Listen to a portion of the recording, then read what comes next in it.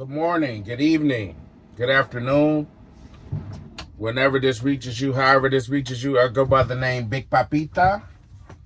This is my channel. I would like to put out there that I am not a union representative. I'm just a member like you. And, I just try to share this information so drivers are properly informed. So last time we were going over the rail, I believe, no, was it the railroad?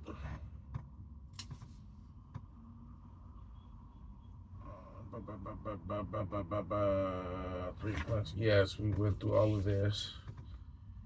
Okay, yes, this is where we were. This is probably going to be a shorter video. This is not going to be a super duper long video. Maybe 15 minutes max. So last time, I believe we were talking about working surfaces, using the handholds, the two hands, 1 foot, 2 feet, 1 hand, preparing the truck for travel. That's where we ended. Okay. So this is very important, what we're about to go over today. Zigzagging. Remember, zigzagging, double siding, that's in the life critical rules, I believe. What? Yeah, zigzagging and double siding, those are part of the life critical rules. So if there's a way that you could find another way of servicing the container, figure it out, because you would get in serious trouble zigzagging. So what is zigzagging? Zigzagging is operating the vehicle across lanes of traffic into opposing traffic or parking in the direction of oncoming traffic in order to service the customer.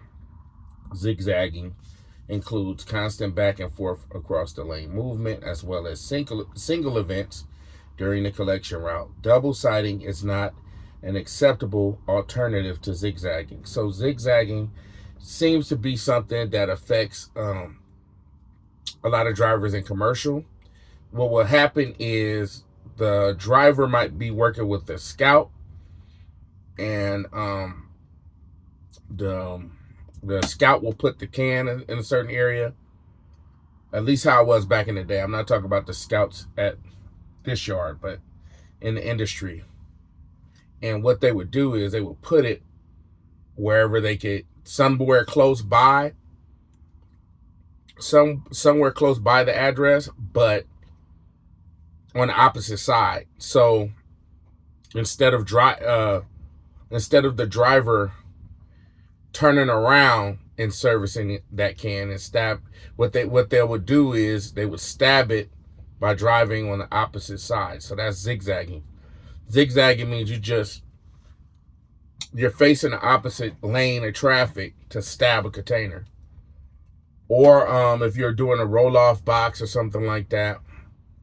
Not an expert at roll-off, but driving anything where you have to drive on that opposite side to get a container or retrieve a container. Double siding. Double siding is something that could be in any form. It could be residential or commercial. Double siding is dangerous. So let's go over double siding. What is double siding? Double siding is strictly prohibited unless approved by the district manager, see a route manager for additional information. Double siding is when a truck is parked on the side of the road and the driver helper walks across lanes of traffic and brings material back to the truck for collection. Double siding continued. A case-by-case exemption to Rule 5.9 can be made upon request. For information on the double siding exemption, see a route manager and refer to the safety practices section. If a double siding exemption exists, an employee must always look both ways and ensure it is clear of oncoming vehicles before crossing the street. Okay, so double siding, this is very dangerous, especially for like my residential guys, because there's a story that I will tell about When I first got into the industry way back then, this was the fatality that happened that kind of shook up the industry, and these rules were created because of that. Double siding is when, let's just say, somebody from the other side of the street, say a customer, they're trying to wave you down, hey, I got this can over here.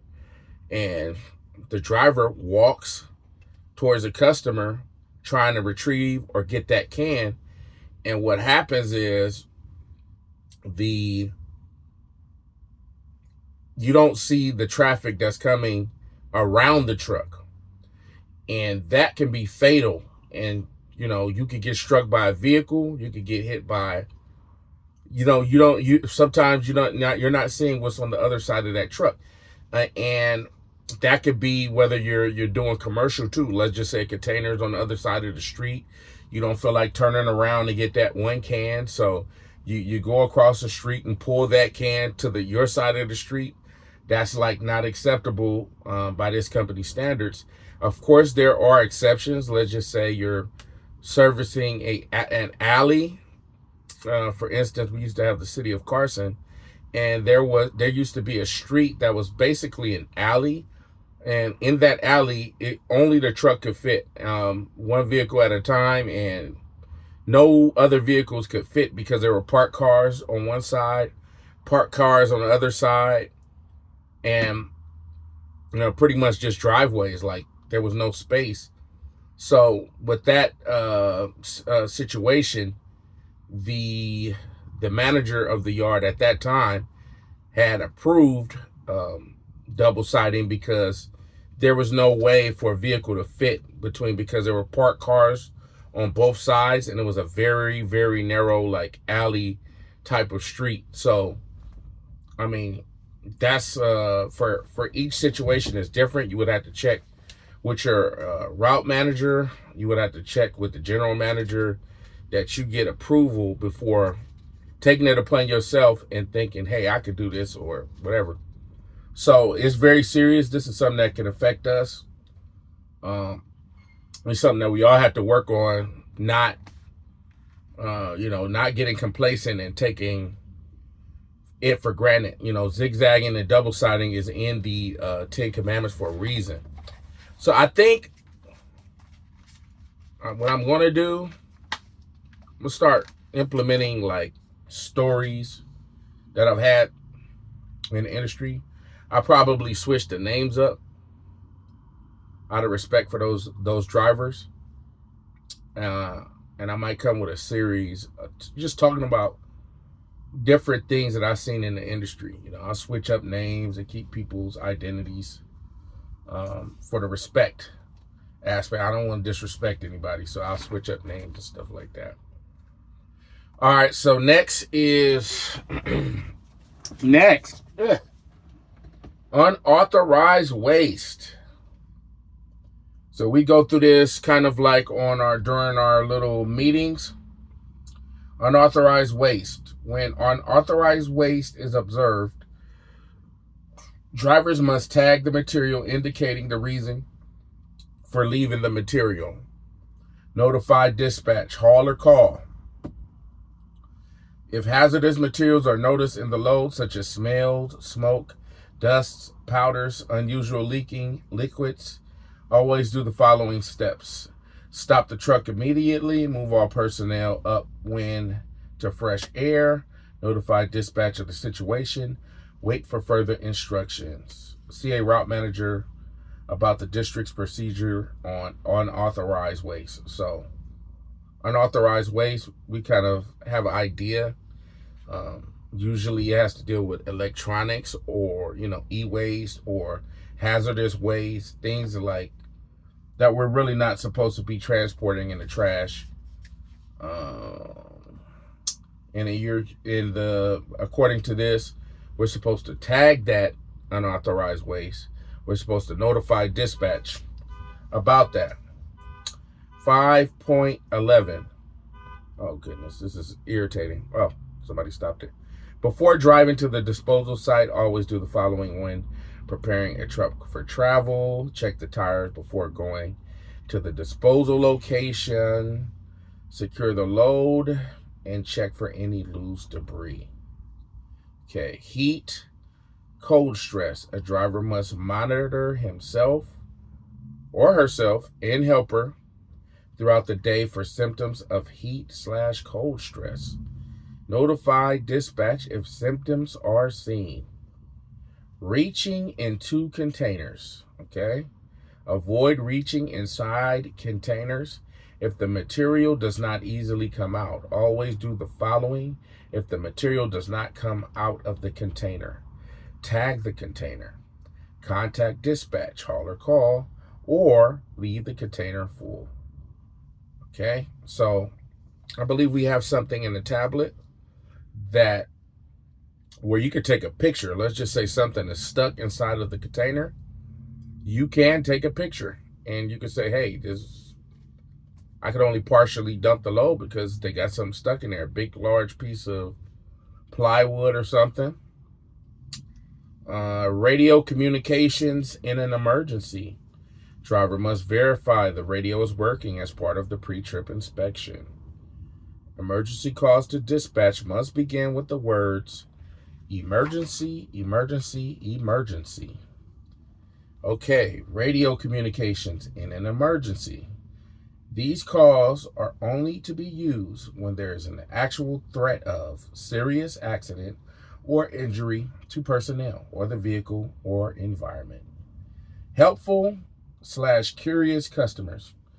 Do not allow people near the truck or container.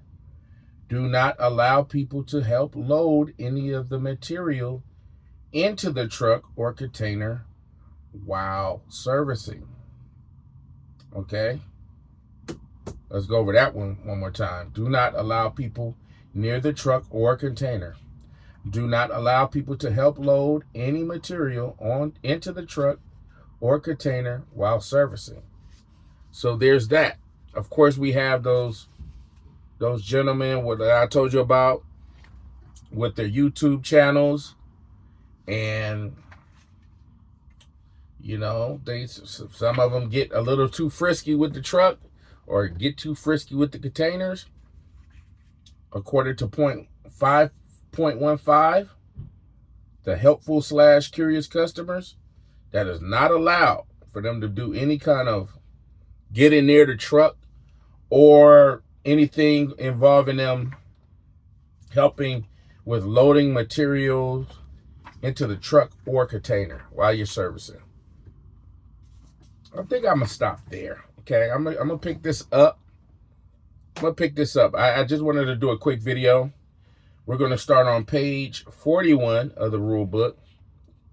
Next time, which is containers. Overweight containers, okay? Overloaded containers, very important. I believe we recently had a situation with overloaded containers or overweight containers that could have been really, really fatal, okay? So I think that's very important that we go over that. Dealing with the rain right now in January. But it doesn't necessarily have to be rain. It could be a construction site. Yeah, so we're going to go over safe lifting. We're going to go over that at another time.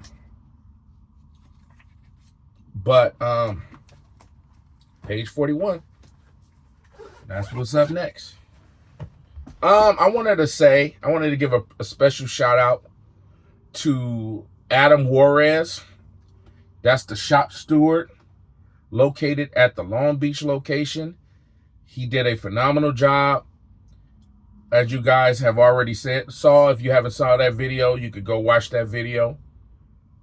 It just has the date on there, January 26, 2024. There's a part to that video as well. I think there was some very interesting dialogue, albeit a little bit animated, a little bit grown, but sometimes these conversations need to be had in order to move forward as union members. And I think that it was a very, very positive event. I really want to thank Adam. He came out there. He cooked some very, very delicious hot dogs. It was like, man, it was a great event. He had the drinks. He had chips. It was just overall a great event. It turned out a lot better than what I would anticipate. I would like to thank TP, him being shop steward, also being there as well. I would like to thank all of the gentlemen who participated, showed up, and just listened to what everybody had to say. I think ultimately the goal going forward needs to be safety. Unfortunately, this morning, one of the route managers had expressed that this company at this location is part of the, I guess, worst 10. We're one of the worst 10 yards when it comes to safety and accidents. And I mean, I need to improve. We all need to improve, right? We all need to take safety a little bit more important in how we're taking it, because now the whip is going to start cracking, right? Eyes are already on us, and we're going to feel the heat. And a lot of these things that I'm saying in this book, when you're being observed, they're going to be checking that you follow these things. And once again, according to the contract language, general rules, right? So this isn't something that we should take lightly. Me, everybody, we can all improve one day at a time, one stop at a time. Nobody's perfect. This is not a thing where I'm saying that we have to be perfect, but I just would like to thank everybody involved at that meeting. We're going to throw more events like that. Hopefully more of you guys get involved. More of you guys can come and, participate, because we need everybody's participation. We want to have this thing pretty tight by the time we get to the year 2026. And, we don't want to be like chickens with our head cut off. We want to have the proper mindset going forward to know what can we improve with, what could we do here, what could we do that. We need to have that proper mindset so we can know how to improve the contract. If you don't know the contract and you don't know what's in the contract and you assume you know what's in the contract, how are you going to improve the contract? All you're going to say is more money if you don't know the contract. But it's more things to that. Yeah, so with that being said, I appreciate all of you guys who watched the video. If you haven't done so, share that video. Share this video. Subscribe if you haven't subscribed already. Hit the like button. Drop a comment, man. Long as it's respectful, I don't have a problem with comments.